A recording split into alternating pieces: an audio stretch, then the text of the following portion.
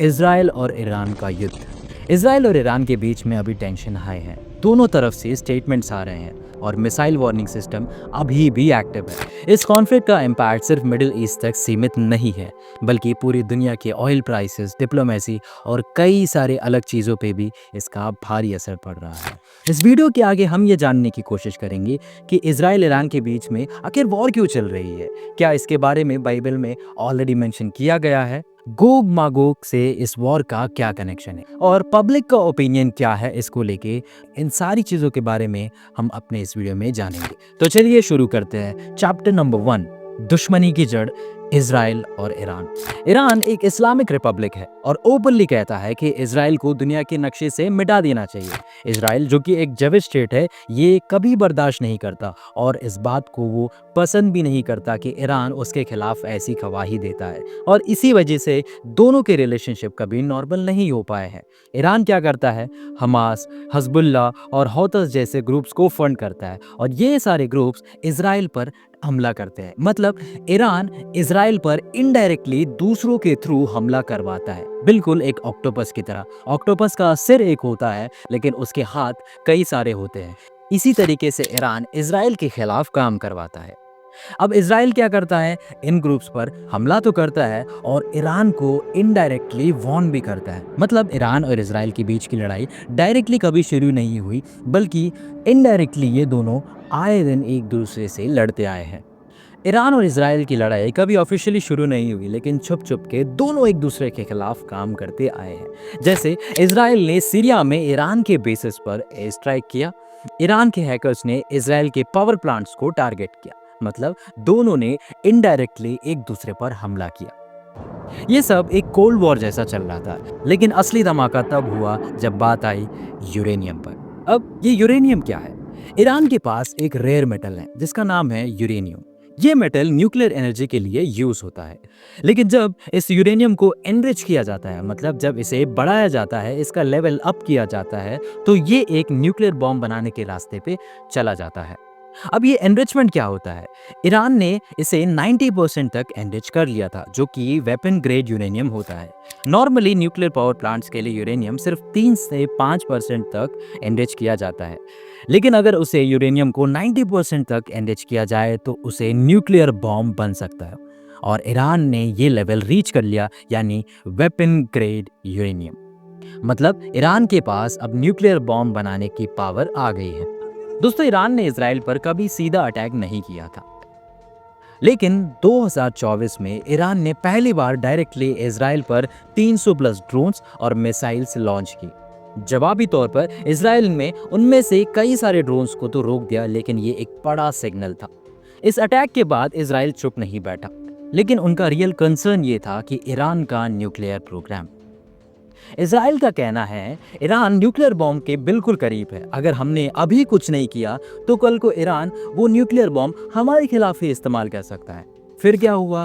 2024 का बदला लेने के लिए 2025 जून में जहां पे यूरेनियम एनरिच किया जा रहा था, वहां पे जून 2024 में इजराइल ने ईरान के न्यूक्लियर साइट पर लार्ज स्केल से हमला कर दिया। यूएस ने भी इस चीज को सपोर्ट किया। यूएस एयरफोर्स के स्ट्रेटेजिक बॉम्बर्स ने फोर्डो पर डायरेक्ट अटैक किया। ये वही प्लांट था जहां 90% तक एनरिच्ड यूरेनियम प्रोड्यूस हो रहा था ईरान में। और ईरान ने क्या जवाब दिया? ईरान ने न्यूक्लियर साइट्स के आसपास के एरियाज से लोगों को इवैक्यूएट करना शुरू कर दिया। उन्होंने कहा उनका प्रोग्राम पीसफुल है। मतलब वो जो यूरेनियम एनरिच उन्होंने किया है वो पीसफुल चीज़ों के लिए उन्होंने किया है, उनका ये कहना था। इजराइल ने ईरान पर सामने से अटैक क्यों किया, और ये अटैक इजराइल के पॉइंट ऑफ व्यू से क्यों ज़रूरी समझा गया? इजराइल के लिए ये एक सर्वाइवल का सवाल था। अगर ईरान के पास न्यूक्लियर बॉम्ब बन गया तो पूरा मिडिल ईस्ट एक न्यूक्लियर बैटलफील्ड बन सकता है। मतलब एक न्यूक्लियर बॉम्ब और पूरी दुनिया वर्ल्ड वॉर 3 के उस रास्ते पे जा सकती है। यूएन ने दोनों तरफ से शांति बनाए रखने की अपील की है। रशिया और चाइना ये बोल रहा है कि अमेरिका को इंटरफेयर करना रीजनल पीस के लिए डेंजरस हो सकता है। अरब कंट्रीज मोस्टली साइलेंट है, लेकिन अंदर से उन्हें भी डर लग रहा है, क्योंकि उन्हीं के कंट्रीज के पास, उन्हीं के बॉर्डर्स के पास ये सारे युद्ध चल रहे हैं। मतलब उनके कंट्रीज में भी इस चीज़ का इम्पैक्ट पड़ सकता है। टेंशन अभी खत्म नहीं हुई है दोस्तों। ये लड़ाई ऑफिशियली वॉर नहीं कहलाई जा रही है, लेकिन ग्राउंड पे एयर स्ट्राइक्स हो रहे हैं, मिसाइल्स जा रहे हैं और न्यूक्लियर डेंजर धीरे धीरे करके बढ़ रहा है। इजराइल कह रहा है हम ईरान को न्यूक्लियर पावर बॉम्ब बनाने नहीं देंगे। US is banking Israel, Russia China is banking Iran diplomatically. इसलिए दुनिया डरी हुई है, क्या ये वर्ल्ड वॉर 3 की शुरुआत तो नहीं। और इस वॉर के दौरान आधे से ज़्यादा Christian community I stand with Israel, I stand with Israel, we support Israel करके इज़राइल के सपोर्ट में कई सारे लोग खड़े हुए हैं। ये पहली बात नहीं है दोस्तों, जब कभी भी इज़राइल का किसी भी कंट्री के साथ युद्ध होता है और तो सारे क्रिश्चियंस एक हो जाते हैं और कहते हैं कि हम इज़राइल के साथ खड़े हैं। बाइबल के अकॉर्डिंग क्रिश्चियंस को इज़राइल के साथ खड़े रहना सही है? चलिए देखते हैं। चैप्टर 2, बाइबल की भविष्यवाणी। बाइबल में इस युद्ध के बारे में क्या कहा गया है? क्या ईरान इजराइल का युद्ध बाइबल में ऑलरेडी बताया गया है? क्या ये वही युद्ध है जो बाइबल में मेंशन किया गया है या फिर कोई और चीज़ है?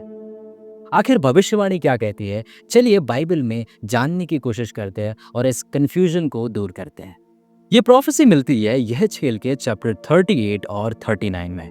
वहाँ पे लिखा गया है गोग मागोग के बारे में, जो कि एक फ्यूचर में होने वाली बड़ी जंग है, जहां गोग नाम का एक लीडर नॉर्थ से उठकर आएगा और इजराइल पर अचानक से हमला करेगा। उसके साथ होंगे कई सारे देश, जिनमें से एक नाम दिया गया है पर्शिया का, जो कि आज के समय में ईरान है। और इसी बेस पे आधे से ज़्यादा लोग ये समझ रहे हैं कि इजराइल और ईरान का वॉर यही है। चलिए इसके बारे में थोड़ा और जानने की कोशिश करते हैं ताकि ये पूरा कन्फ्यूजन हमारा दूर हो सके। Chapter 3, Gog Magog. आखिर ये गोग मागोग है कौन? गोग एक लीडर है जो एक शक्तिशाली कमांडर या फिर राजा है। मागोग एक रीजन है जो पुराने ज़माने में रशिया, सेंट्रल एशिया या ईरान के तरफ माना जाता है।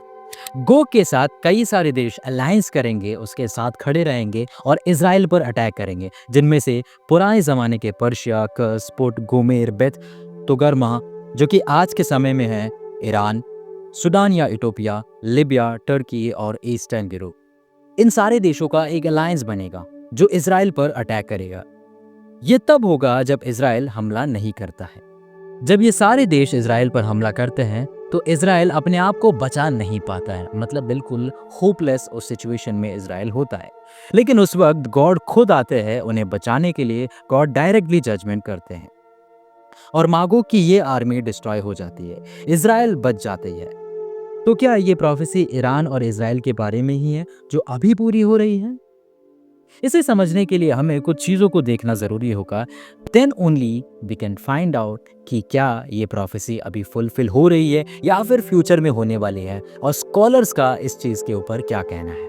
दोस्तों सबसे पहले हमें इनमें से कुछ चीज़ों को ध्यान में रखने की ज़रूरत है। सबसे पहला आता है टाइम। टाइम ये सारी चीज़ें तब होंगी जब इजराइल पीसफुल होगा, मतलब लिविंग इन सेफ्टी। जब इजराइल शांति की तरफ होगा, किसी भी नेशन से हमला नहीं करेगा, किसी भी नेशन से लड़ाई नहीं मोड़ेगा, तब जाके ये युद्ध होगा। सेकंड, अटैकर्स कौन होंगे? गोग प्लस अलाइड नेशंस। जिन नेशंस के बारे में मैंने आपको ऑलरेडी बताया था कि ये सारे देश मिलके इजराइल पर हमला करेंगे। जब वो सारे देश एक होके इजराइल पर हमला करेंगे तब ये होगा। एंड थर्ड, पर्पस क्या होगा इस चीज़ का? पर्पस ये होगा कि इजराइल को बचाना और नेशंस को वॉर्न करना। इसका रिजल्ट क्या निकलेगा? गोग की सेना डिस्ट्रॉय हो जाएगी विदाउट इजराइल आर्मी। तो उनको डिस्ट्रॉय करने वाला कौन होगा? स्वयं गॉड। और इस युद्ध का परिणाम क्या निकलेगा? 7 साल तक इजरायली लोग मागोग के सारे हथियारों को आग से जलाएंगे। और स्कॉलर्स बिलीव करते हैं कि ये युद्ध अभी नहीं हुआ है, मतलब ये प्रोफेसी अभी फुलफिल नहीं है। मतलब इजराइल और ईरान का युद्ध जो प्रोफेसी बताई गई है, ये युद्ध वो युद्ध नहीं है। इन सिंपल वर्ड्स, ये वो और फ्यूचर में होगा, मोस्ट लाइकली ट्रिबुलेशन की टाइम या फिर उससे जस्ट पहले भी हो सकता है।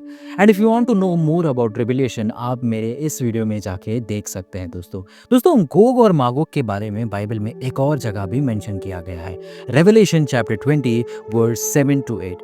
वो बिल्कुल ही अलग सीन है, वो इस स्टोरी से बिल्कुल ही अलग है। वहाँ पे ये लिखा गया है कि सेटन 1000 साल के बंधक के बाद वापस से आएगा और लोगों को भड़काएगा गॉड के खिलाफ। अगर इसके बारे में आप और जानना चाहते हैं तो कमेंट बॉक्स में कमेंट कीजिए। 1000 ईयर्स मैं आपके लिए वो वीडियो भी ज़रूर बनाऊंगा। दोस्तों, प्रोफेसी का टाइम अभी नहीं आया है। वो कब होगा? वी डोंट नो, बट वो फिलहाल तो नहीं हो रहा है और स्कॉलर्स भी इसी चीज़ के ऊपर भरोसा रखते हैं।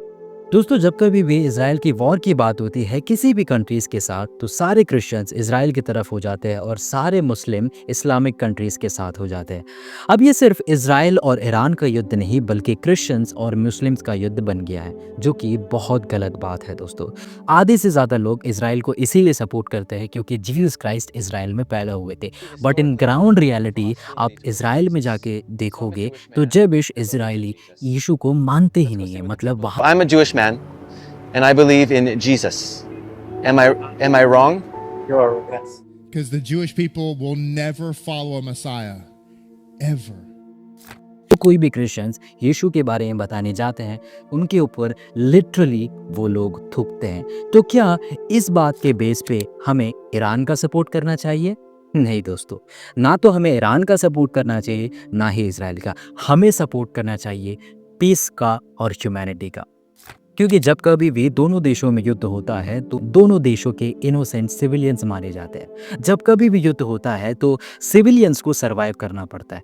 बहुत ज़्यादा बुरा लगता है जब बिना किसी गलती के मासूम लोग मारे जाते हैं और छोटे से छोटे बच्चे मलबे में दबकर अपने जान को छोड़ देते हैं।